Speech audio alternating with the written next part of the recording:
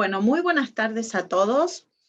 Es un placer ya haber llegado a la conclusión de este segundo Congreso Internacional de Identidades, Inclusión y Desigualdad, Miradas Cruzadas, en donde hemos tenido jornadas de muchos trabajos y muchas ponencias que seguro darán lugar a importantes investigaciones en el futuro. Como no podía ser de otra manera, hemos pensado en el acto de clausura, y en este caso lo haremos de una manera muy particular, a través de un panel que propone dar a conocer las investigaciones, más, si se quiere aún, las investigaciones de 4 historiadoras en torno a la mujer y el género en la historia, y cuáles son sus experiencias y prácticas en la investigación. Es para mí un enorme placer presentarlas a las 4, porque conozco sus trabajos, sus trayectorias, y bueno, les agradezco muchísimo que nos acompañen en el día de hoy. En primer lugar, quiero presentarlas y voy a comenzar por Ana Laura Donoso Ríos, que es licenciada en Historia y graduada por la Facultad de Filosofía, Humanidades y Arte de la Universidad Nacional de San Juan, Argentina, de las cuales son 3 de las panelistas que hoy nos acompañan. Actualmente es profesora de esta institución y becaria del CONICET, donde cursando el doctorado en Ciencias Sociales en la misma Facultad de Ciencias Sociales en la Universidad Nacional de San Juan. A pesar de su juventud, es una investigadora ya muy versada en estos temas de género y ha publicado numerosos artículos en revistas nacionales e internacionales referidos a la población afro-sanjuanina, la línea de investigación a la que se dedica y a la cual nos viene a compartir hoy alguna de sus experiencias. Por su parte, también es miembro de investigación del programa Espacio, Población y Género, que se lleva a cabo en el Instituto de Geografía Aplicada de la Facultad de Filosofía, Humanidades y Artes de la Universidad Nacional de San Juan. Ese proyecto tiene como nombre Esclavitud, Emancipación y Ciudadanía en el Río de la Plata, estudio comparado de africanos y afrodescendientes en Buenos Aires, el Litoral, Cuyo y Córdoba entre 1776 y 1880. Proyecto financiado por la Agencia Nacional de Investigaciones Científicas y Técnicas, el CONICET. Así que es un placer tenerte con nosotros, Ana Laura, te damos la bienvenida. En segundo lugar, quiero presentar a Patricia Noemí Sánchez, que es profesora y magíster en Historia, docente titular de las asignaturas de Historia de América I e Historia de la Mujer en Latinoamérica, en la Facultad de Filosofía, Humanidades y Artes de la Universidad Nacional de San Juan, en Argentina. Es también directora del proyecto Espacio, Población y Género, que se desarrolla en este Instituto de Geografía Aplicada de dicha universidad, y se ha especializado en historia de mujeres y estudios de género, con numerosas publicaciones a nivel nacional e internacional sobre esta temática. Así que también queremos darte la bienvenida, Patricia, y agradecerte que compartas con nosotras tus conocimientos y tus investigaciones. En tercer lugar, quiero presentar a Ana Teresa Fanchín.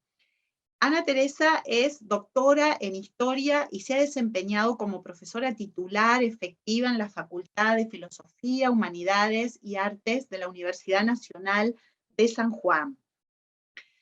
Sus líneas de investigación, que difundió y sigue difundiendo a lo largo de un cuantioso número de publicaciones, y en las asignaturas que tiene a su cargo, así como en los cursos y seminarios dictados en esta institución a la que perteneció tantos años y sigue perteneciendo, y en otros ámbitos académicos nacionales e internacionales, se definen en los términos que enuncia el título del programa institucional: Espacio, población y género del Instituto de Geografía Aplicada, y al cual continúa, afortunadamente para todos, vinculada. Yo quiero decir una palabra aparte sobre Ana Fanchín, porque conozco a Ana desde hace muchos años. Tuve el placer de que me diera un curso de demografía histórica cuando recién se empezaba a hablar de esto en la Academia Nacional de la Historia en Buenos Aires, Argentina, y bueno, no solamente es una magnífica profesional que ha dedicado su vida a la enseñanza y a la investigación en la historia y sobre todo en el espacio, la población y el género, sino que es un bellísimo ser humano. Así que para mí es un placer enorme que Ana comparta este panel. Y en cuarto lugar, y no menos importante, todo lo contrario, se encuentra María Dolores Fuentes Bajo, que es doctora en Historia por la Universidad de Granada y profesora titular en Historia de América desde hace bastante tiempo. Primero impartió clases en la Universidad de Granada, en las décadas del 80 y mediados de los 90, y se trasladó después a la Universidad de Cádiz, donde ejerció la docencia y la investigación hasta el año 2017, en que le tocó su jubilación. Pero, digamos, continúa con sus investigaciones vinculada a la Universidad de Cádiz como colaboradora honoraria, y es también miembro del grupo de investigación Cine y Letras, estudios intradisciplinarios sobre el arte cinematográfico de la Universidad de Granada. María Dolores ha dedicado gran parte de sus investigaciones, tiene medio corazón puesto en Venezuela, y ha dedicado gran parte de sus investigaciones a la Venezuela colonial, y sobre todo el estudio de las mujeres, perdiéndose en los archivos internacionales, pero doy mucha fe que también se pierde permanentemente en el Archivo General de Indias, donde disfruta mucho con los expedientes que investiga, y cosa que le agradecemos porque los demás disfrutamos de lo que aprendemos a través de sus escritos. Así que muchísimas gracias también, María Dolores, por acompañarnos. Como ven, tenemos un panel de lujo, porque las 4 participantes en este panel son especialistas en el tema que nos congrega, que es mujer y género, un tema muy sugerente, y a mí me gustaría comenzar este debate a 4 que van a entablar nuestras expertas, con una pregunta, ¿no? Que a lo mejor, especialmente muchos de los que nos están oyendo, y sobre todo los jóvenes, los que se están iniciando en el mundo de la investigación, sería necesario que les indicáramos cómo se despertó en ustedes ese interés por los temas de estudio, por el género, por las historias de mujer, y qué factores consideran que influyeron en esta selección. Bueno, le voy a dar en primer lugar la palabra a Ana Laura Donoso para que nos comente. Bueno, gracias Sandra. Buenos días.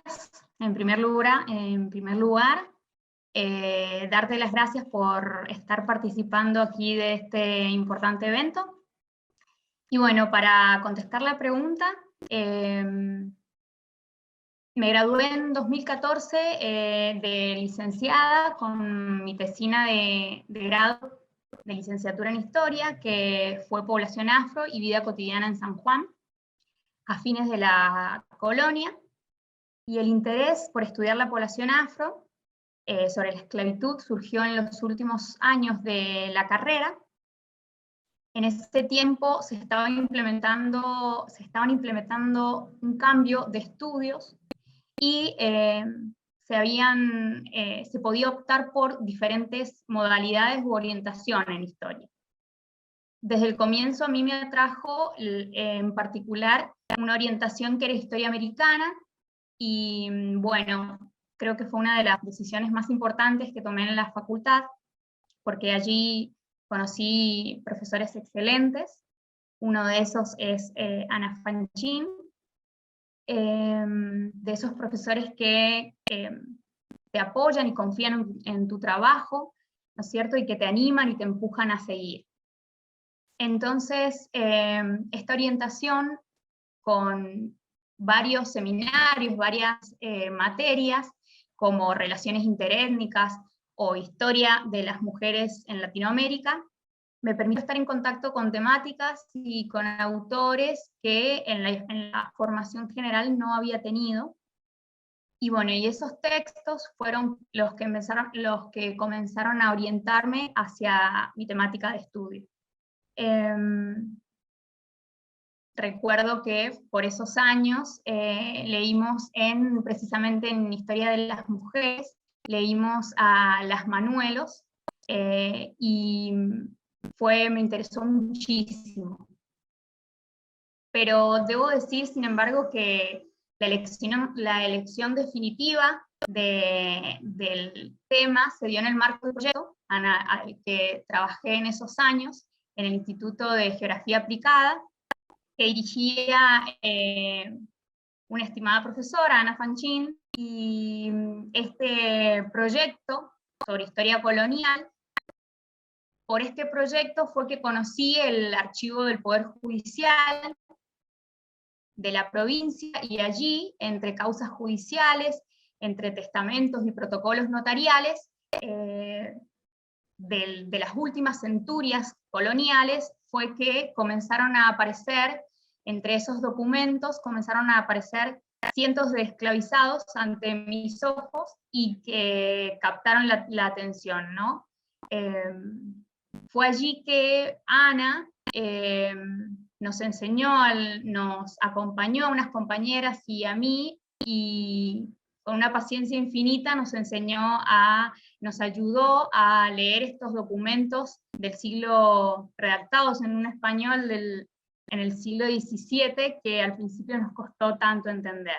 Bueno, fue por ella que me animó a seguir con esa temática y estudiar a la población afro.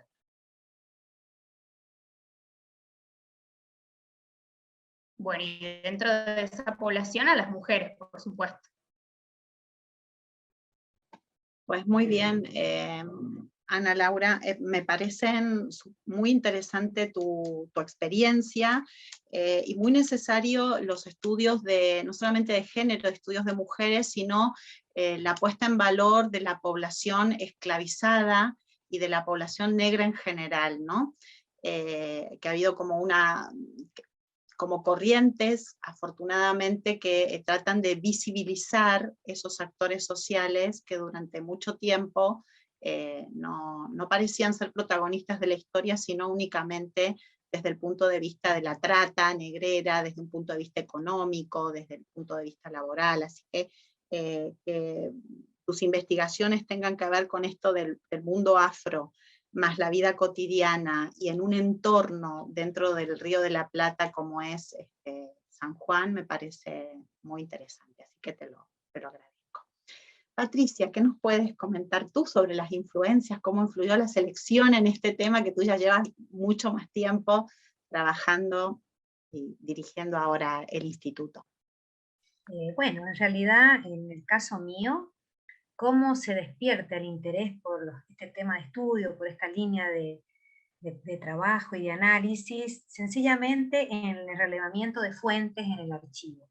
O sea, buscando fuentes para otros proyectos, para otros trabajos, iban apareciendo documentos donde estaban las mujeres. Me comenzó a interesar, iba agendando esa localización para luego retomar y releer. Y bueno, ahí se despertó mi interés y curiosamente los documentos que más me interesaban se ubicaban, o sea, se circunscribían a la época tardocolonial, ¿no es cierto? O sea, los primeros decenios del siglo XIX hasta la primera mitad del siglo XIX. Eso después, con el tiempo, se acompañó con lecturas especializadas, con la participación en congresos, en jornadas, en encuentros, ¿no?, sobre historia de las mujeres y estudios de género, que en nuestro país, en Argentina, desde luego del retorno, cuando el retorno democrático, adquieren mucha fuerza, mucho ímpetu, y se vienen realizando de manera ininterrumpida. Entonces ahí fue que de a poco fui descubriendo a las mujeres, y fui profundizando este tema, que en un principio, sencillamente, la idea, la obsesión era visibilizarlas. ¿Por qué? Porque en San Juan eso era un campo virgen, no había nada escrito sobre mujeres, entonces la idea fue visibilizar a esas mujeres, eh, tratando de abarcar aspectos vinculados a las prácticas que tenían, a sus actividades, sus realizaciones, los roles que fueron desempeñando en el tiempo. Y bueno, de a poco fui, digamos, descubriendo mucha información sobre ellas, y fruto de ese descubrimiento y de las fuentes que estoy consultando, porque en realidad se trata de un entrecruzamiento de fuentes, porque era como buscar una aguja en un pajar, ¿no? Entonces eran juicios civiles y criminales, testamentos, razón de tierras o padrones de propiedades, donde me interesó ahí buscar la titularidad de esas propiedades, para ver cuántas mujeres habían propietarias de tierras, ver protocolos notariales, por supuesto. Después también estos libros de protocolo, ahí ver las compras y ventas de propiedades o las obligaciones y cancelaciones de deuda. Toda esta información, o sea, esta fuente, me permitió ir reconstruyendo esta historia. Que bueno, si quieres puedo continuar, no sé si vamos a continuar o voy diciendo... A ver, yo te agradezco muchísimo y además te quiero comentar que me parece muy interesante el acento que has puesto en el entrecruzamiento de fuentes, ¿no? Que eso es fundamental. Y bueno, el caudal de información que se puede obtener y esa mirada profunda que hay que hacer a la documentación para encontrar a las mujeres y empezar a transmitir una historia contada desde otro lado, donde la visibilidad de la mujer nos permite ubicarla en el plano de las sociedades coloniales de una manera diferente, ¿no? Y eso me parece sumamente importante y necesario. Importantísimo. Bueno, entonces justamente ese bagaje de fuentes me permitió reconstruir a las mujeres en el espacio, o sea, ver sus actividades, sus trabajos, y entonces identificar a las mujeres propietarias, muchas de las cuales pertenecían a las élites, ¿no es cierto?, a los grupos de las élites, sectores socialmente más acomodados, económicamente más acomodados, pero también dentro de este grupo había mujeres que no eran no pertenecían a la élite, pero sí tenían pequeñas propiedades, se pudo diferenciar. También a mujeres de grupos subalternos, algunas de ellas que, digamos, tuvieron mucha importancia porque estuvieron vinculadas a las actividades productivas desde muy temprana edad, a las producciones artesanales, ¿no?, a la producción de bienes y servicios. Entonces, en este sentido, trabajé las mujeres propietarias, las productoras, como dije anteriormente, de bienes y servicios, las prestamistas, porque había mujeres, me encontraba con mujeres que prestaban dinero y cobraron un interés por ello, las negociadoras, aquellas que estaban en la compra y venta, las pulperas o las que tenían tiendas de abasto, o sea, un poco develar qué hacían estas mujeres, qué roles.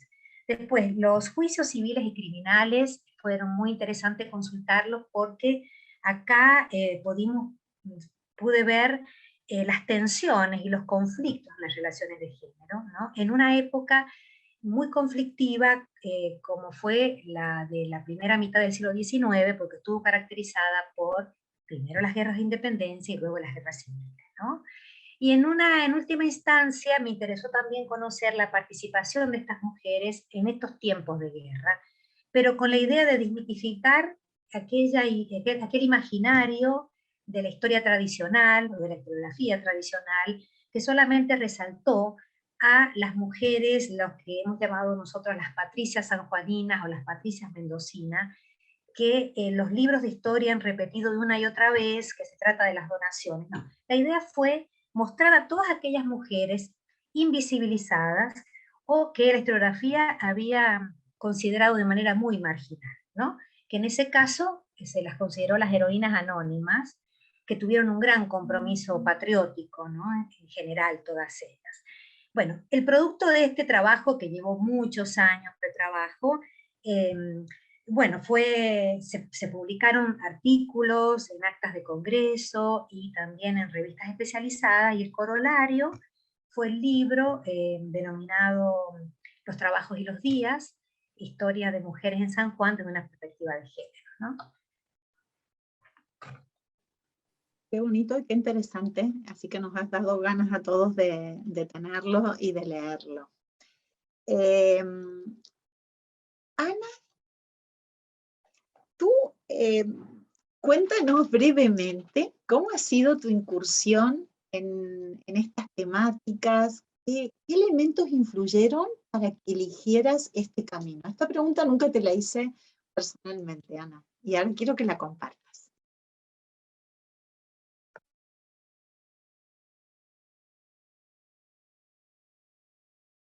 No se escucha, dale el sonido a tu ordenador, no se escucha. Perdón, decía que es un gusto estar acá y verte aunque sea a través de la pantalla y compartir este encuentro. Cuando me presentaste, bueno, una presentación muy bonita y con demasiados halagos, diría, dijiste que me he dedicado a historia de la población. Efectivamente, y a la historia colonial.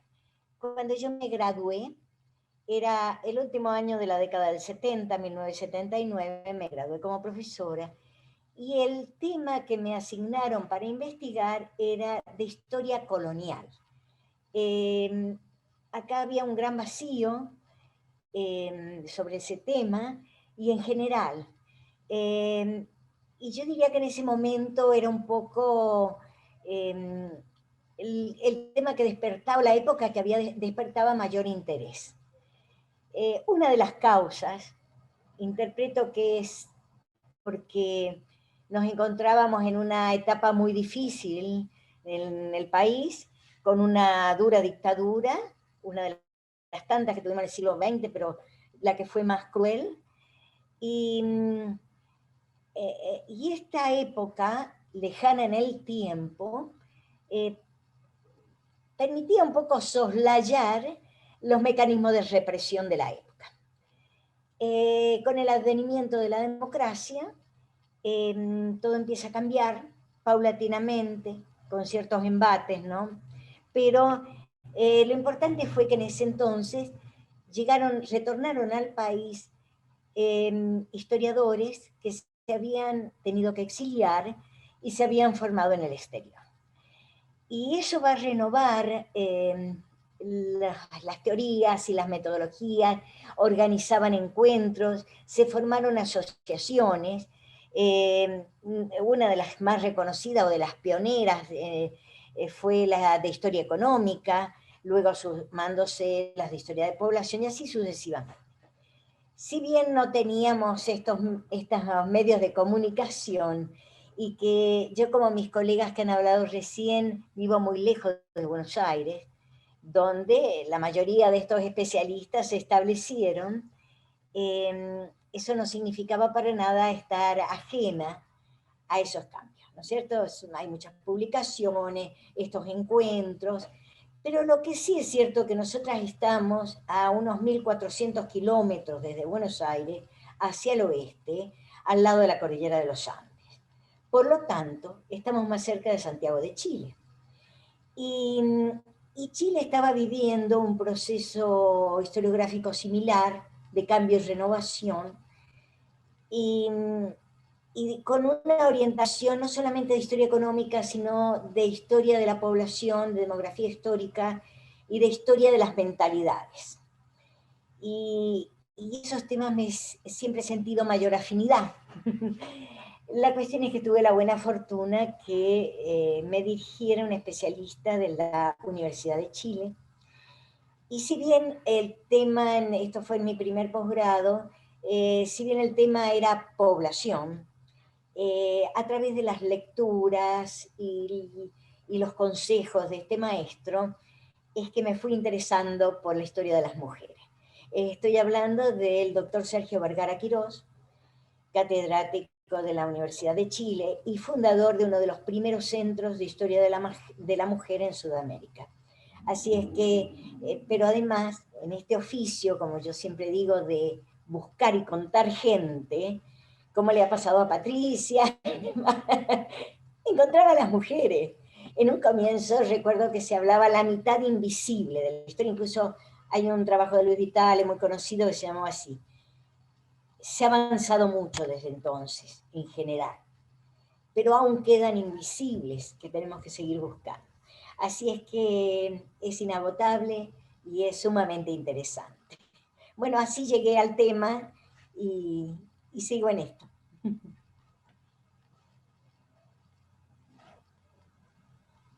Pues muy bien, Ana. Era una pregunta que quería hacerte y que creo que todos disfrutamos mucho porque además cuenta una parte importante de la historiografía argentina, de los cambios en la historiografía argentina, y me parece fundamental que lo hayas recordado, ¿no?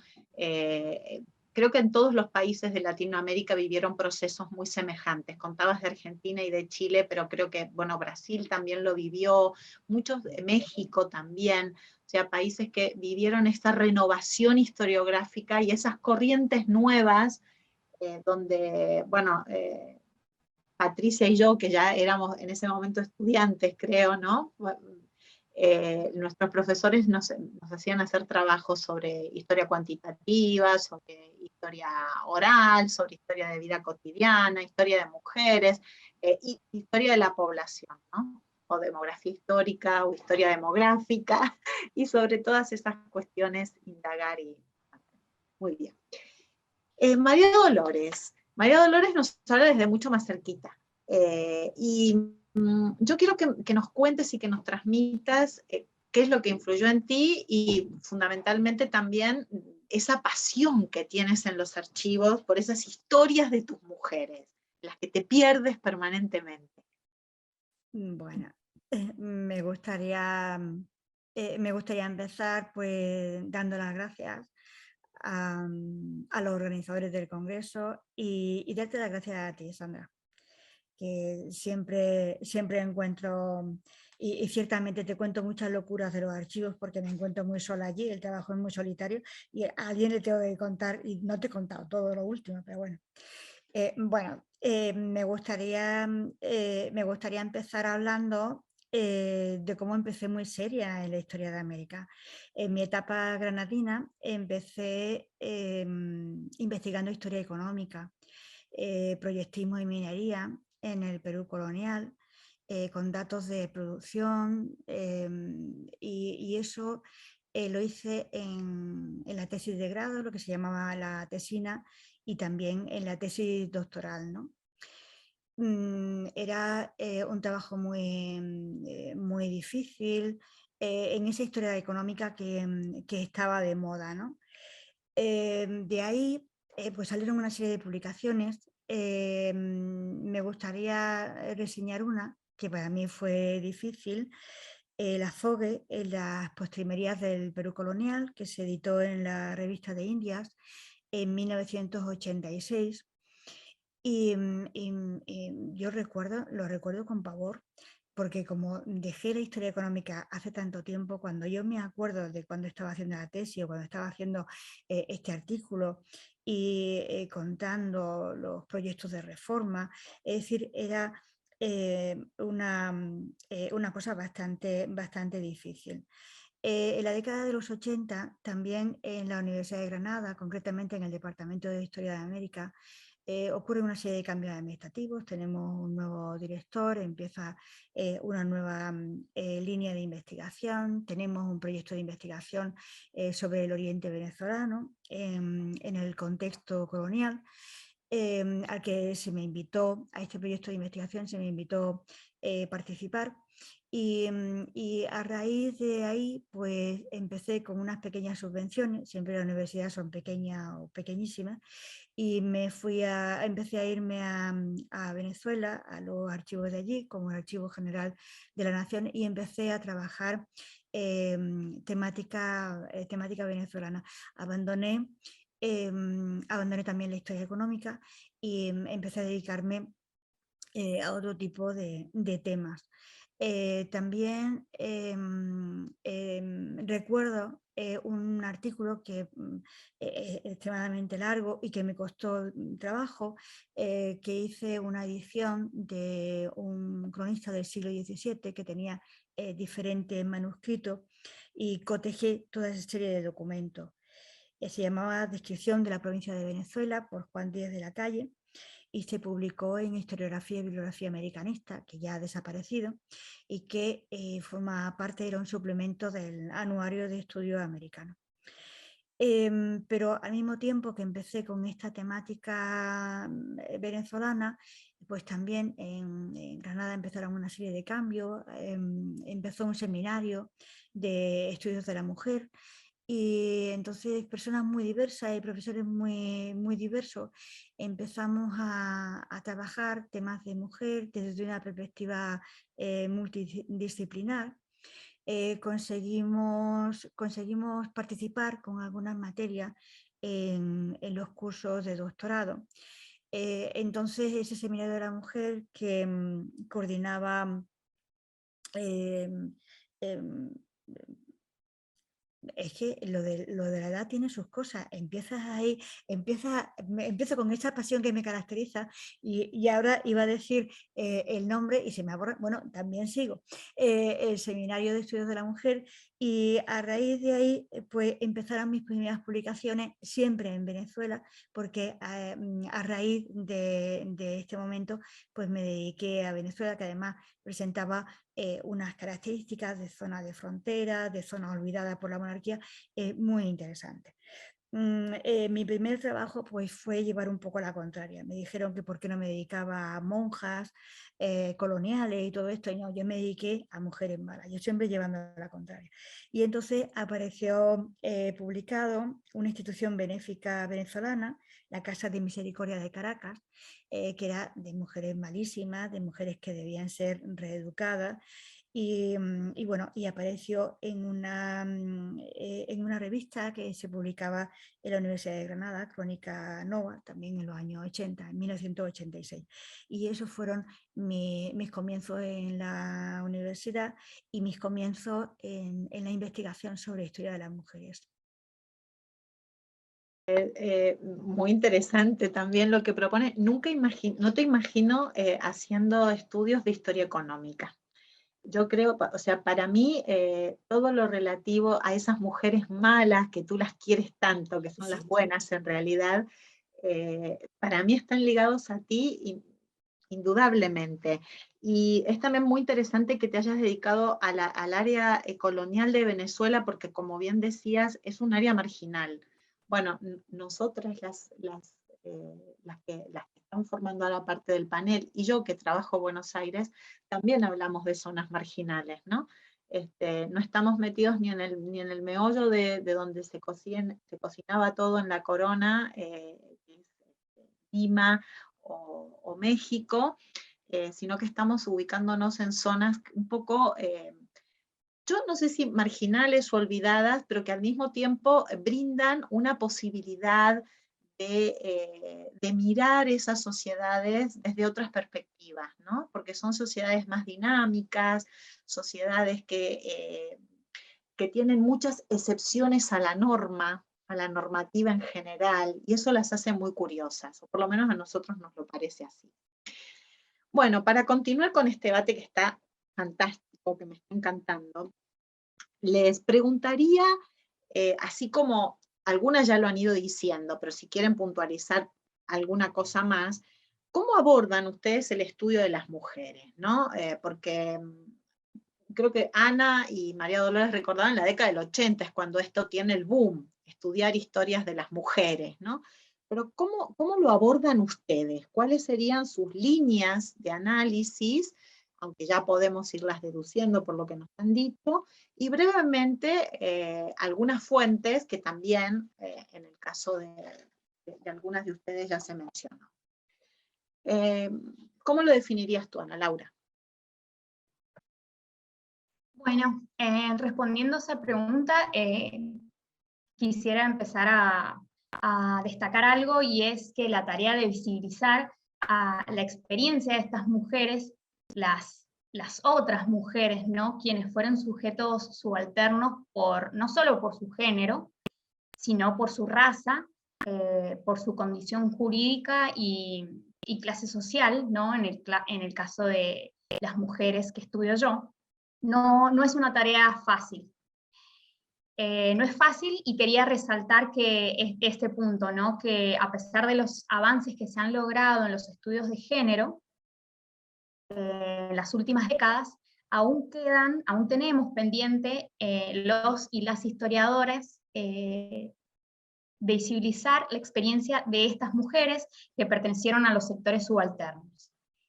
Y dentro de este sector subalterno, deuda aún mayor para con las mujeres africanas y de ascendencia africana. Bueno, los cambios que se produjeron en los enfoques y en las miradas, ¿no? de la historiografía social de las últimas décadas han permitido entender a las personas esclavizadas como agentes protagónicos del cambio social, ¿no? Hay un cambio de mirada que se los entiende como sujetos activos, respondieron creativamente a las condiciones adversas que les imponía la esclavitud, buscando intersticios del sistema para lograr cambiar sus condiciones de vida. Y bueno, desde esta posición es la que me paro en las investigaciones.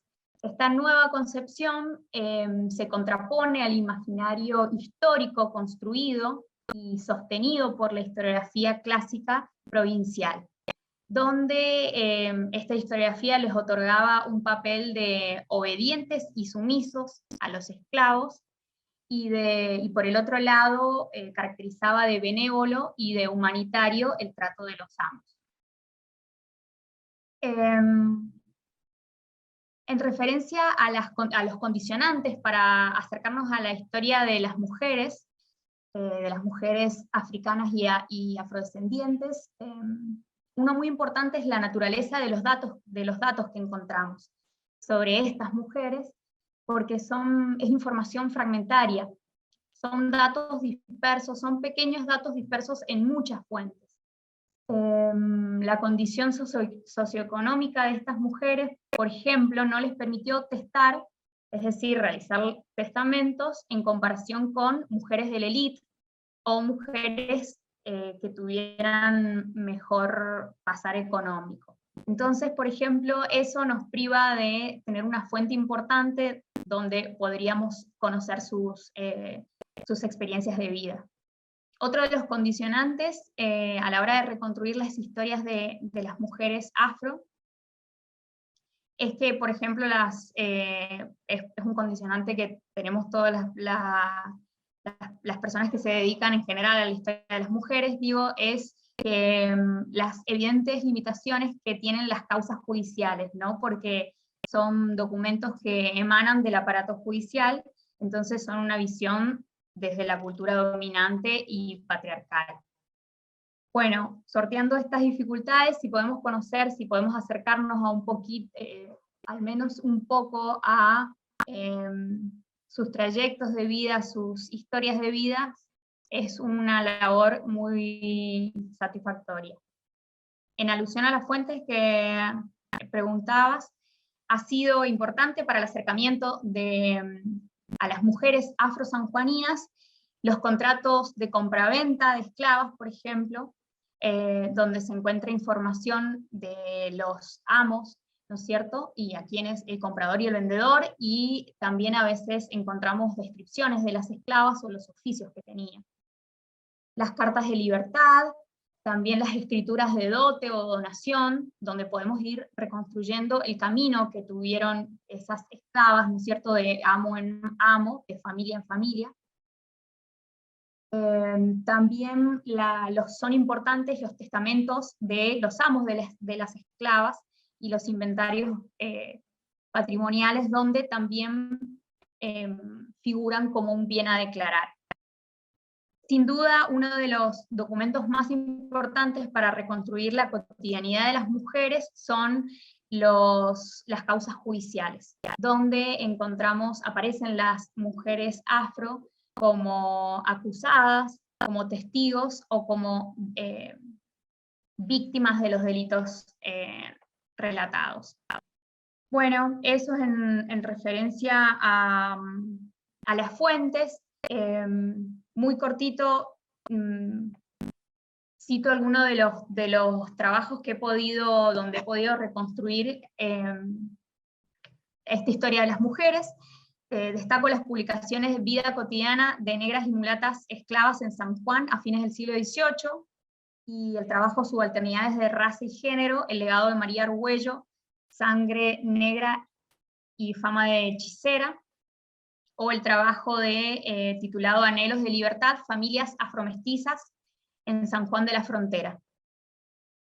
Estos trabajos nos sugieren otra imagen de las mujeres afrosanjuaninas, que es distinto del imaginario forjado por esta historiografía clásica. ¿Por qué? Porque se puede ver, ¿no es cierto?, se las puede ver como sujetos activos, aunque en menor escala que los sectores mejor posicionados socialmente. Estas mujeres también operaron como compradores o vendedores de bienes. También las encontramos como acreedores o deudores. En algunos casos que pude encontrar, fueron importantes sostén en los hogares de sus amos empobrecidos, ¿no es cierto? A partir de sus trabajos podían sustentar el hogar de los amos. También aportaron, a la par de sus esposos, los esfuerzos cotidianos para reunir dinero para su familia, y la capacidad monetaria que tuvieron les habría servido a algunas para lograr comprar su propia libertad. Esto lo veía en Anhelos de libertad, su propia libertad o la de su descendencia, ¿no es cierto? Entonces participaron activamente en estas situaciones. Entonces todas estas fuentes ponen a descubierto que no eran plenamente sumisas ni sometidas a las órdenes de sus amos, que aprovecharon las contradicciones de la sociedad esclavista o las rendijas que dejaban estas relaciones de poder, y les posibilitaron encontrar caminos alternativos a las imposiciones de sus amos. Por ejemplo, para defender sus intereses ante la justicia y lograr no ser conducidas a otra provincia, ¿no es cierto? Hicieron uso de la justicia. Bueno, todo esto ha sido posible a partir de las fuentes que he nombrado. Pues muchas gracias, Ana Laura, porque a mí, no sé, todo lo que estás diciendo, ojalá que tenga muchos alumnos escuchando este panel, porque es lo que tratamos de hablar permanentemente, ¿no? De cómo se tiene que visibilizar a esos sectores considerados subalternos en las sociedades coloniales. En este caso es mujer, es negra o afrodescendiente o tiene sangre negra, además en la mayoría de los casos es esclava, ¿no? Y está ubicada en una zona marginal del Imperio Español. O sea, tiene muchos condicionantes. Es uno de los objetos de estudio clásicos y claves y necesarios en este tipo de reuniones científicas, ¿no? En este tipo de congresos donde hablamos de las desigualdades y de la segregación. Así que gracias. Patricia, ¿cuál es, en tu caso, cuáles serían esas? Bueno, yo había comentado previamente un poco de eso, pero quería de alguna manera reafirmar lo que mi compañera Ana Laura ha comentado. Todos aquellos que hacemos historia de mujeres y estudios de género debemos recurrir a distintas fuentes, o sea, es un trabajo arduo, difícil, y apelar al entrecruzamiento de fuentes, ¿no? Que bueno, yo ya mencioné más o menos qué fuentes he utilizado para mis estudios, pero también me quiero referir a un trabajo puntual que llevó a cabo el equipo, que estuvo a cargo de, bueno, de nuestro programa, que fue cuando en el año 2014 la universidad cumplía aniversario, o sea, 40 años de existencia, y en este caso nos corrimos en el tiempo, o sea, yo dejé de estudiar esa etapa, ¿no es cierto?, caracterizada por la revolución y la guerra, bueno, cada uno de los miembros del equipo también dejó de lado para trabajar en un proyecto concreto que era el ver el rol de la mujer en la universidad. Tuvimos la responsabilidad de hacerlo, una tarea ardua y compleja, porque nuestra universidad tiene 5 facultades y 3 colegios preuniversitarios. Entonces, abarcamos la universidad completa, y el primer escollo que tuvimos fue las fuentes, justamente, ¿no? Carecemos de fuentes necesarias para hacer un estudio complejo, o sea, que nos permita reconstruir la historia de la mujer. En aquella oportunidad nos propusimos ver el rol de la mujer en la universidad, en esos 40 años de existencia, y quisimos analizar un patrón de género teniendo en cuenta los cargos, ¿no es cierto?, de varones y mujeres de docencia e investigación, por grupo etario, por responsabilidad, ¿no es cierto?, ver también un poco, apelamos a las encuestas y a las entrevistas de personas que, hombres y mujeres, varones y mujeres, estaban en actividad, pero también jubilados, para ver sus trayectos profesionales y analizar las facilidades y los obstáculos que habían tenido en ese trayecto profesional.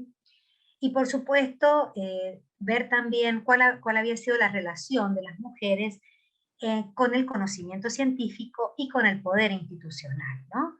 Donde ahí, bueno, develamos algunas cuestiones muy interesantes, sobre todo en cuanto al poder institucional, porque en nuestra universidad recién en el año 1986 una mujer alcanzó un cargo de poder, el vicerrectorado, ¿no?, pero solamente por 2 años, y luego recién retomó en el año 2005.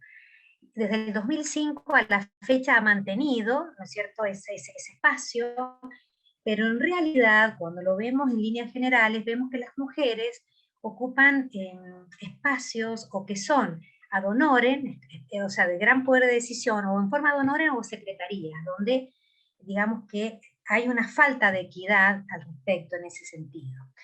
Y bueno, ese trabajo, fruto de ese trabajo, que fue un trabajo, como dije anteriormente, bastante arduo, por lo amplio que fue, ¿no? Y porque en realidad éramos en el proyecto, que fue primero proyecto y después se convirtió en un programa institucional del rectorado. De ese trabajo publicamos un libro que se denomina Mujeres en la Universidad Nacional de San Juan, Presencia y Protagonismo, y también participamos, antes de su finalización, en un encuentro en Córdoba, en la Universidad de Córdoba, sobre mujeres y archivos, donde, bueno, ahí pudimos plantear los adelantos y pudimos intercambiar ideas, y nos ayudó mucho para continuar, digamos, el trabajo en sí mismo, ¿no? Así que bueno, eso quería comentar. Lo que acabas de comentar es también sumamente interesante y nos pone yo creo que rescatar 2 ideas, ¿no? O dos cuestiones para reflexionar en torno a eso. La primera es, la mujer hace su presencia no solamente en los estudios históricos, sino en la vida social y política de los estados nacionales, hace relativamente muy poco, ¿no? Es muy joven. Las conquistas de la feminidad se han logrado hace muy poco. Y uno se pone a pensar a veces con lo que acabas de decir, con la presencia de las mujeres en los cargos y el tipo de función que desarrollan y tal, que lamentablemente no ha cambiado mucho. que todavía nos queda un camino muy grande y muy largo por recorrer, ¿no? Ese es un elemento que me parece que es interesante. Y el segundo, lo importante que es visualizar a la mujer en otros ámbitos como la universidad. Yo creo que el mundo académico tiene que hacer muchas veces bajada de sus estudios, de sus investigaciones hacia la ciudadanía, hacia la sociedad, ¿no? Devolver a la sociedad lo que la sociedad apuesta por nosotros en el mundo académico. Y creo que trabajos de este tipo son los que nos alientan. Así que felicitaciones por el trabajo. Ana, Bueno, yo a ti te tendría que preguntar qué fuentes no usas, Ana, o no has utilizado. Sería más fácil. a ver, la investigación es un proceso que tiene continuidad en el tiempo y yo diría que es un permanente aprendizaje, o sea, no está nada dicho, ya hace mucho sabemos los historiadores que no existen verdades absolutas y entonces depende del punto de vista, de las perspectivas con que se parte. Una misma fuente puede ofrecernos distintas visiones, incluso releerlas y mostrarnos que estábamos equivocados, o ver otras cosas que no habíamos visto antes. Además de las fuentes que ya han ido mencionando, las chicas que son las más usuales, bueno, perdón, voy a hacer un paréntesis. En este último trabajo que mencionó Patricia y que realmente fue un gran esfuerzo y lo dirigió Patricia excelentemente, confieso que me sentí de una manera muy particular. Por primera vez era yo protagonista de esa historia, porque, como les decía, trabajo época colonial y como bien saben. Entonces, las fuentes que yo he utilizado para aquella etapa son las que han mencionado las chicas, además de padrones de población, registros vitales, que son los que trabajamos, ¿no es cierto? Bien lo sabes, para temas de población. Y lo interesante de esto es no, por supuesto, no contar en cantidades, sino aproximarse a esas experiencias o esos trayectos de vida, como decían mis compañeras. Y a veces uno llega a un tema de investigación o a interesarse por algo, no sé si decir por algo casual. Por ejemplo, recordaba ahora un documento que encontré en el archivo que había sido escrito a mediados del siglo XVIII por una mujer. Escrito por ella, es una demanda, es a puño y letra y firma, por supuesto que al comienzo, cumpliendo con las formalidades de la época, donde las mujeres no podían presentarse solas, sino que en mancomunidad con su esposo, pero es ella la que presenta esa demanda. Ese hecho relatado en un par de carillas no fue simplemente un episodio anecdótico. Fue la punta del hilo para develar una interesantísima trama vinculada a la deportación de portugueses en esa época, y que, bueno, primera mitad del siglo XVIII, como dije, hasta antes del Tratado de San Ildefonso, donde buscando en otras fuentes, porque nunca es una sola fuente la que nos va a dar una respuesta, ni tampoco repetir, esto voy a insistir mucho, no es repetir lo que una fuente dice. Y efectivamente, por eso decía, fue la punta de un hilo para develar todo ese proceso donde esta mujer lo expuse en un artículo con un título muy motivante que se llamó Justicia Colonial, Veredicto del Rumor, porque ella no solamente presenta esa demanda escrita, sino también genera un rumor de animadversión hacia los portugueses que eran expulsados. He aquí que ella estaba casada con un portugués, ella era hija de franceses, y los franceses también los ponían todos juntos, igual que valencianos, y no sé si algunos catalanes también, para que se fueran en las mismas medidas de destierro, y eso era lo que más llamaba la atención. Entonces fue interpretar, es decir, siguiendo las pautas del paradigma indiciario. Sí hay algo que sí, evocando mi experiencia, yo creo que ha sido muy significativo. Vos recién mencionabas las distintas fuentes. Bueno, lo hemos destacado, todo eso estamos convencidos. Cuando yo empecé a hacer investigaciones, y todo el trayecto que he tenido de investigación ha sido en un instituto de geografía aplicada. Y eso me obligó o me impuso la necesidad de dialogar con colegas que son de otra área y a escribir para que ellos también nos entiendan, porque a veces los historiadores, cuando pensamos que escribimos a otros historiadores, no somos suficientemente detallistas o aclaramos cosas que los demás no tienen por qué saber. Entonces, ahí fue mi primera experiencia de comprender que la historia no está solamente en los archivos, sino que hay que observar detenidamente hasta el sitio donde vamos a analizar. En cuanto a las fuentes, si vamos a hablar, y ese es un interés en particular, como destacaban las chicas, los más invisibles, no nos debemos olvidar que nosotros, las raíces nativas de América, son culturas ágrafas. Entonces, no los vamos a encontrar en los documentos oficiales. O los vamos a encontrar, perdón, pero visto desde el poder hegemónico. Y entonces eso nos demanda un análisis más profundo, mayor cantidad de fuentes para entrecruzar, interpretar y comprender. Bueno, creo que eso era esencialmente lo que me querías preguntar, ¿no? Sí, eso me quedaría hablando un montón de tiempo.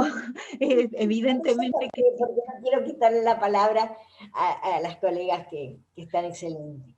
Bueno, Ana, yo tenía apuntado aquí algunas cosas que quería decir en la conclusión, pero ya lo estás diciendo, ¿no? Esto de que no solamente la multiplicidad de fuentes, lo viene señalando Ana Laura Donoso desde el principio y que en las que todas coincidimos, ¿no?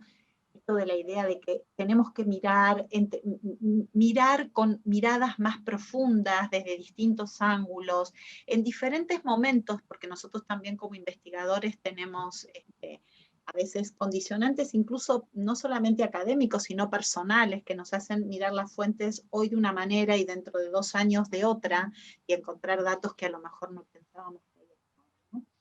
Pero no se trata solamente de la multiplicidad de fuentes, que es sumamente necesario, totalmente necesario, sino de lo que acabas de señalar. Yo soy una convencida de esa y una enamorada además de esa visión, que es la interdisciplinariedad.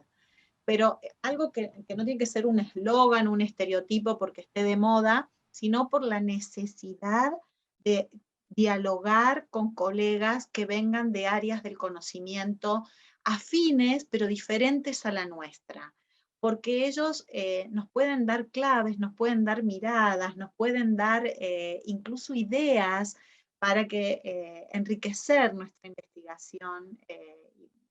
Yo estoy completamente convencida de eso, escribo totalmente a lo que has dicho.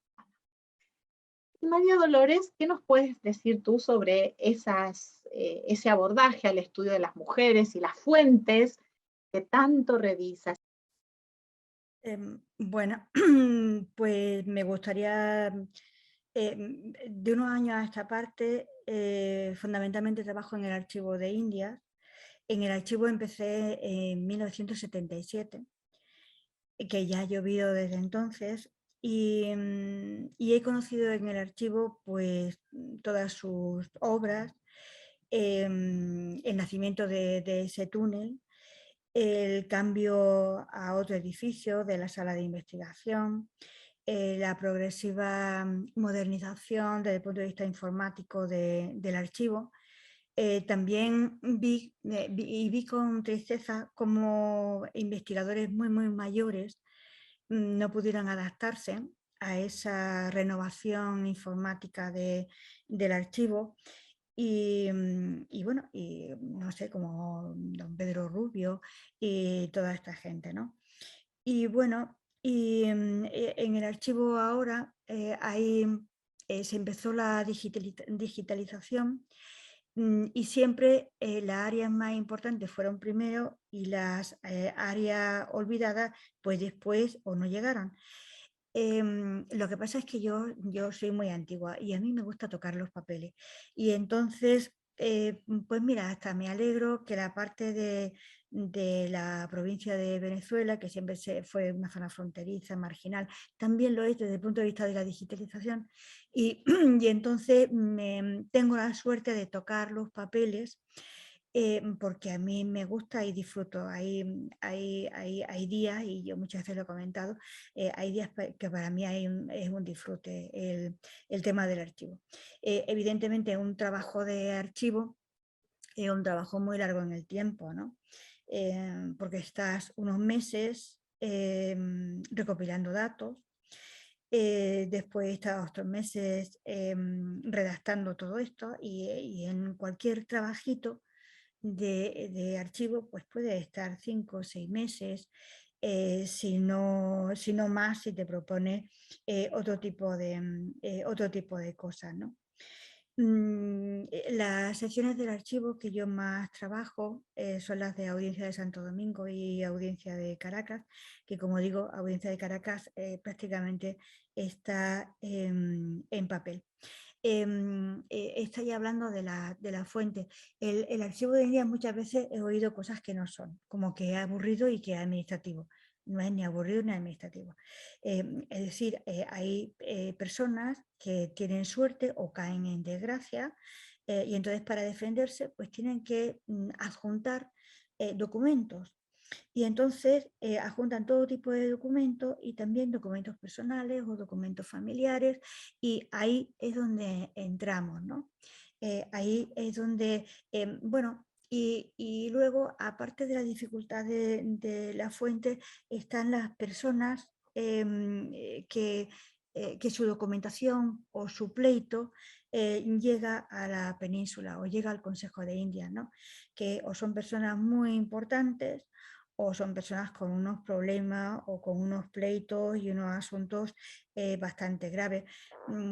Claro, el tema está cómo eso lo traducimos o lo reimplantamos en la vida real, y cómo esa documentación puede servirnos para trasladarnos a la vida cotidiana. Es muy difícil también. Quería decir, y últimamente he sacado 2 libros que son una recopilación de publicaciones mías de temas de historia de mujeres. Uno apareció en la editorial Publicia, pero me quería referir al segundo, publicado en el 2018 en Galicia, por la Universidad de Vigo, y que habla de otra lectura de Venezuela colonial. Y otra lectura de Venezuela colonial, pues quiere decir esos protagonistas invisibles, esos protagonistas que fueron protagonistas pero que nunca se citaron, ¿no? Y que evidentemente hay que rescatar y hay que reconstruir sus vidas por muchos caminos, y evidentemente también esa otra mitad de la población también es esa otra mitad importante. Tengo que decir que he seguido sistemáticamente trabajando estos temas de mujeres y en ese espacio venezolano de una forma sistemática, que he publicado en revistas extranjeras como el Boletín de la Academia de la Historia de Venezuela, o la revista Procesos Históricos que dirige nuestra amiga Eda Zamudio, o la revista Argentina de Dos Puntas que dirige el profesor Jorge Arredondo. Y estoy muy contenta, aunque en Historia de América estamos todos como, en España, estamos todos como muy marginados, y si no publicas en las 4 revistas españolas que aparecen en el índice, si tú dices que publicas en el extranjero, pues le suena un poco a chino. Y si resulta que publica en editoriales latinoamericanas, también le suena a chino. En fin, la vida es muy injusta, pero bueno, también tiene sus cosas. Ya está, no amplío mucho más. Gracias, María Dolores. Recordaba algo que dijiste y que nosotros la hemos hablado muchas veces, ¿no? Este estereotipo también de que el archivo de Indias es un archivo macro, que es un archivo administrativo, solo se puede profundizar en la vida cotidiana, en la cotidianidad de las sociedades hispanoamericanas, si uno va a los archivos nacionales, a los archivos locales. y yo doy fe que los trabajos de María Dolores son muy de vida cotidiana, ahí muy metidos en la interiorización de la vida de estas mujeres que ella encuentra en sus archivos. Bueno, pero que esto habla también del enorme conocimiento en el manejo de archivos y de la habilidad que ella tiene para leer fuentes que a priori se nos presentan como fuentes de carácter administrativo o de carácter judicial, desde una mirada de la metrópolis, ¿no? Cómo ella puede indagar, profundizar en esas fuentes y encontrarlos. No muchas personas pueden hacerlo, yo diría que muy pocas, y María Dolores es una de ellas y que lo hace de una manera estupenda, porque además lo cuenta de una manera también magnífica. Así que yo lo quiero rescatar y agradecértelo, y también animar a los alumnos, porque como tú decías, aquí en España estamos, decía Ana antes, en los procesos en Argentina y en América Latina sobre la historia colonial en los años 70, pero acá en España, lamentablemente, y sobre todo en Sevilla, que tenemos el archivo de Indias a nada, aquí al lado, hay muy pocos jóvenes que se están dedicando a la historia colonial, cada vez menos, ¿no? Y bueno, de eso se trata, de que podamos incentivarlos. Como estamos ya muy faltos de tiempo, voy a lanzarles una última cuestión que quiero que me la contesten con mucha brevedad, por favor, porque nos quedamos todos con ganas de saber cuáles son las temáticas que están trabajando actualmente. Es decir, ya sabemos que trabajan mujeres, ya sabemos que algunas trabajan necesariamente las mujeres afrodescendientes, lo cual me congratula, que en el caso de Patricia trabaja esa etapa bisagra de cambio, que hablaría contigo, Patricia, ya hablaremos, pero muchísimas cosas sobre esa etapa bisagra que me interesa tanto, que donde dejamos la sociedad de calidades para una ciudadanía que no nos abarca a todos y que sigue marginando a esas mujeres, entre otros. Entonces, me gustaría simplemente lanzar esa pregunta, ¿no? ¿Qué temáticas están trabajando ahora?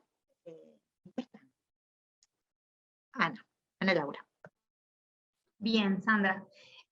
Bueno, en la actualidad estoy haciendo el doctorado en Ciencias Sociales, estoy cursando el segundo año en la Facultad de Ciencias Sociales aquí, de la Universidad Nacional de San Juan, y continúo con el estudio, con la temática de la población afro.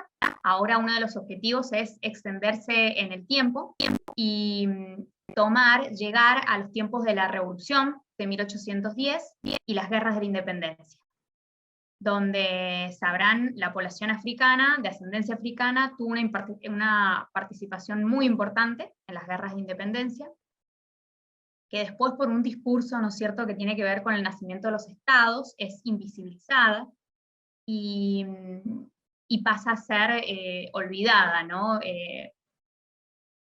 Extinguida, digamos, de la literatura histórica. Bueno, entonces es extenderme en el tiempo, ver a esta población africana, la participación importante que tuvo en las guerras de independencia, y porque mi provincia, San Juan, fue escenario de uno de los preparativos de las gestas de una de las gestas más importantes que tuvieron las guerras de independencia, que fue el cruce de los Andes. Entonces, bueno, es la temática, y por supuesto la perspectiva de género sigue estando entre mis preocupaciones, rescatar a estas mujeres, las experiencias de estos anhelos y sus deseos, un pasado que tiene que ser rescatado del olvido, ¿no? Estupendo, Ana Laura, me encanta que lo extiendas en el tiempo para que puedas ver justamente si existieron o no cambios, ¿no? Bueno, nosotros tenemos ya nuestras hipótesis y nuestras respuestas al respecto, pero ¿qué cambios hubo en esas sociedades y qué pasa con esos sectores, actores sociales, en este caso los afrodescendientes, que ya dejan de ser catalogados como negro, esclavo, mulato en las fuentes, para pasar a un gran paraguas de ciudadanía, donde en realidad quedan recluidos? Era otro tema Y que, importante. y que es tan difícil encontrarlos después, por eso mismo. Y el tema de comprender los procesos de independencia siempre se han analizado como una guerra, un enfrentamiento entre minorías blancas. Cada vez están golpeando más la puerta de la historiografía los otros actores sociales. Me parece sumamente importante. Patricia, ¿dónde estás en este momento? Sí, bueno, yo ya hace como 3 años, 2 años que vengo, bueno, que estuvo frenado el trabajo también por la pandemia, porque se cerraron los archivos, pero empecé en el archivo del Poder Judicial y me centré en los testamentos como fuente, porque me obsesionaba tratar de encontrar las mujeres que ya conocía, estas mujeres que habían atravesado este tiempo de bisagra, como vos bien has dicho, y quería saber qué había pasado con sus vidas, qué había pasado con su patrimonio, ¿no? Entonces, un poco ver cuál es la situación y reconstruir esos trayectos de vida de estas mujeres ya reconocidas por mí. Pero me encontré también con una fuente muy rica, ¿no es cierto? Porque uno puede ver el testamento como una práctica femenina, ¿no? Para identificar patrones de sucesión común a todas las mujeres. También se puede ahí observar las relaciones y los vínculos personales que establecían estas mujeres, y también el universo de los afectos. Entonces, bueno, ahí una faceta que no había trabajado tanto, me interesó y en eso estoy. Ya fruto de ese trabajo hay algunos artículos, sobre todo, o sea, qué contenido tiene el testamento como fuente para la línea de investigación a la cual estoy adscrita, ¿no? En este caso, historia de mujeres y de género. Así que en eso estamos. En eso estamos. Fue fascinante el tema por el tema del tratamiento de las fuentes y la visualizar a las mujeres en ese tipo de fuentes que, como se decía antes, a lo largo de esta charla, parecía que ellas no tenían acceso ahí, que eran sumisas, que no tenían, bueno, y para visualizarlas allí me parece un elemento importante. Y lo segundo que has visto, el universo de las emociones, de los sentimientos, de los anhelos, me parece un campo que es todo un reto para los historiadores, ¿no? Y en el mundo femenino aún más. Ana, ¿en qué estás actualmente, Anita? ¿En qué estoy? Bueno, yo recién decía que investigar es un constante aprendizaje, ¿no? Entonces, en los últimos, estos 2 años de pandemia, me dediqué a revisar mis archivos. Una de las fuentes que he revisado son los padrones, justamente, pero esta vez desde otro punto de vista, indagando sobre el lugar en que están las mujeres, cuál es la subjetividad de género que transmiten esos padrones. He sacado un par de artículos y ahí lo que planteaba, me preguntaba era revisarlos, porque cuando nosotros empezamos con estos temas, y vos estabas también seguidamente, los padrones son una fuente básica para los estudios de población. Ahora bien, adoptábamos un método común de la escuela de Lassley, de la escuela de Cambridge, con el objetivo de obtener resultados comparables. Cosa que era bastante difícil, porque cada lugar es diferente, porque cada empadronador era otro, y ahí entra en juego qué es lo que ve y cómo quieren ser vistos los empadronados. Lo cierto es que en la estructura de esos padrones, como decía, revisándolos, después de analizarlos y de cotejar con otras fuentes, que esto sí quiero recalcar, las fuentes oficiales, yo dije, no es subestimarlas, es ampliar con otro tipo de testimonios y analizarlas a fondo, ¿no? Bueno, llegué a corroborar que las mujeres que están en los padrones no están donde deberían estar, sino donde el poder hegemónico las quiso poner. Porque tanto el método que empleábamos y que nos llegó a revelar una vasta cantidad de hogares nucleares, en realidad el método como la fuente misma responden a un modelo eurocéntrico. Y las realidades acá, las formas de convivencia, muchas distaban y distan de ese modelo, de la modernidad. Y bueno, eso estuve haciendo, y también, como dije anteriormente, en mi afán de seguir recuperando mujeres y reactivando otras fuentes, he estado revisando leyendas y tradiciones populares que hablan de mujeres. Una de ellas fue Martina Chapanay. Bueno, está online, se publicó uno de los artículos en La Aljaba, así que no me voy a extender, pero es en realidad lo que se sabe de ella se ha transmitido de generación en generación, y son relatos orales, pero recopilados por escritores del siglo XIX.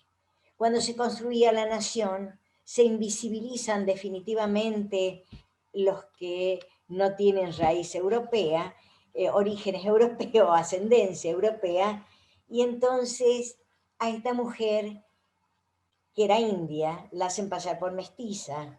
Mestiza porque lo malo es del padre indio y lo bueno de la madre española, y después de ser bandida se redime por la fe cristiana. Analizando bien, y esto es importante cuando uno dice analizar a fondo, ¿qué es? Ubicarse en el contexto de producción de esa fuente. Porque estos hombres, autores, escritores, como Pedro Echagüe, muy conocido, o Desiderio Quiroga, bueno, varios literatos que escriben con una intencionalidad clara: mostrar el modelo femenino que el Estado emergente que se está consolidando, el Estado nacional, va a demandar. Una mujer adscripta a un espacio doméstico. O sea, la mujer en la época colonial nos mostraba que tiene, e incluso como ha trabajado Patricia, otros espacios abiertos. No en las leyes ni por la justicia, pero ¿y qué pasa después? Después se las invisibiliza definitivamente y se las encierra, y en la situación de encierro es mucho más significativa. En definitiva, es importante entender cuál es el discurso hegemónico de ese tiempo, cuando se produce el documento, que encubre identidades, modos de vida que son silenciados y negados desde el poder. Bueno, en eso estoy y sigo estando. Menuda tarea importantísima.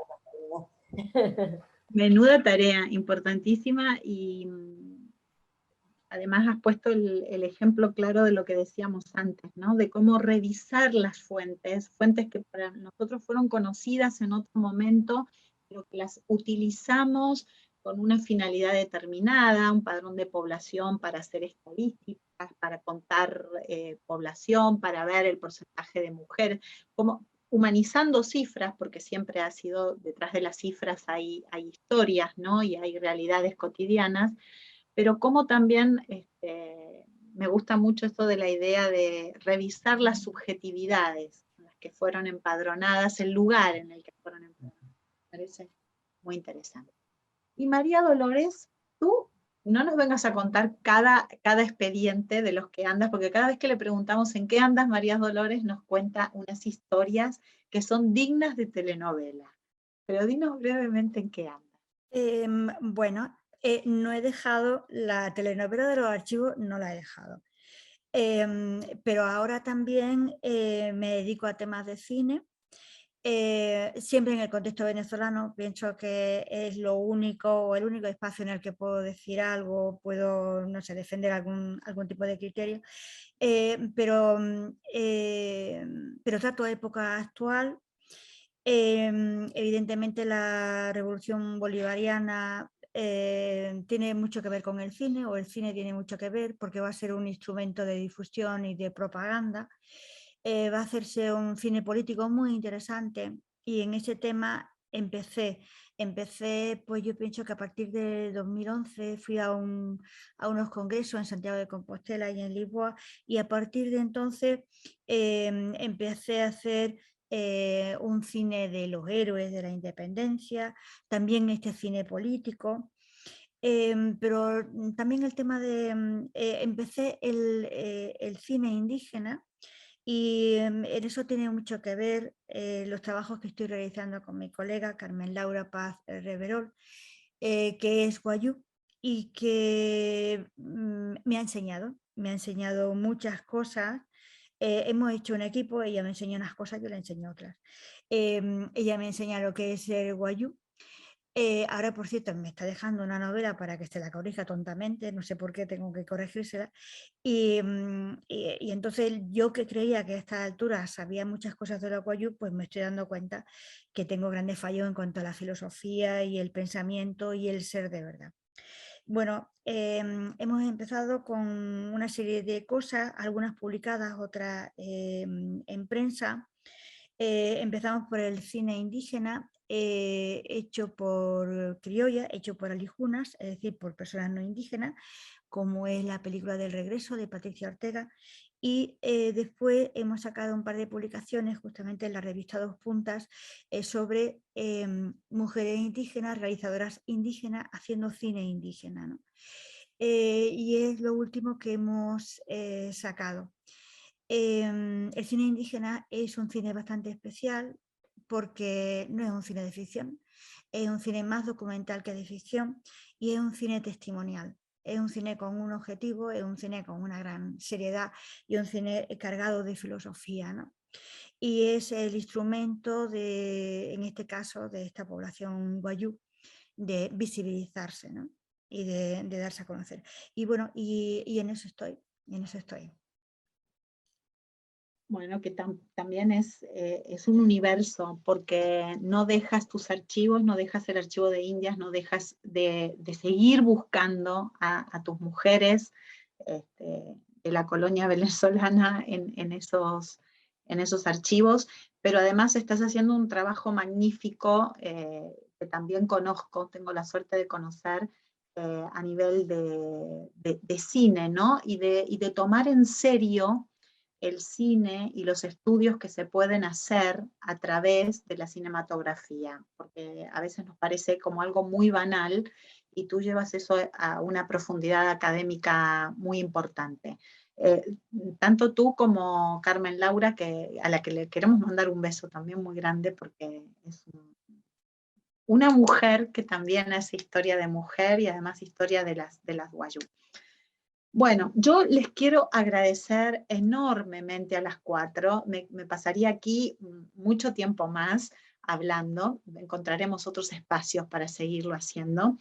Y solamente quería, creo que, cerrar este magnífico panel con 3 ideas que ustedes han ido difundiendo a lo largo de sus trayectorias investigadoras, de las fuentes y de los temas que trabajan. La primera es puntualizar la dificultad en el tema, en el estudio de mujeres, en el estudio de género, la dificultad temática y la dificultad de encontrar datos de esas mujeres en distintas épocas, en distintos contextos, en distintas sociedades, de calidades diferentes, de niveles socioeconómicos diversos, pero la dificultad de encontrarlas en las fuentes. Entonces la necesidad, y este es el segundo punto que también se habló mucho aquí, de tener un cruce de miradas y un cruce de fuentes importante, ¿no? Decía Ana Fanchín, no una única fuente, son muchas, porque decía Ana Donoso, hay que buscar a estas mujeres, afrodescendientes además en muchas fuentes. Y bueno, Patricia lo ha demostrado con la enorme cantidad de fuentes que trabaja, no solamente de carácter judicial, sino también padrones de propiedad y otro tipo de fuentes más. Y el tercer elemento es, sin duda, la necesidad de los estudios, pero de verdad, interdisciplinarios, es decir, la necesidad de formar equipos de investigación, de trabajo, de proyectos, de programas que sean pluridisciplinares, ¿no? Donde estemos abiertos a aprender, como dijo María Dolores, que ella aprende y a su vez brinda, enseña a Carmen Laura, que es antropóloga. Entonces, esos elementos también son sumamente necesarios, ¿no? Y creo que eso es una reflexión que también tendríamos que hacer. Bueno, les agradezco infinitamente. Ha sido un lujo para el Congreso que ustedes cierren esta reunión científica y que además que nos dejen con ganas de mucho más. Así que se merecen un aplauso muy grande y muchas gracias por lo que hacen.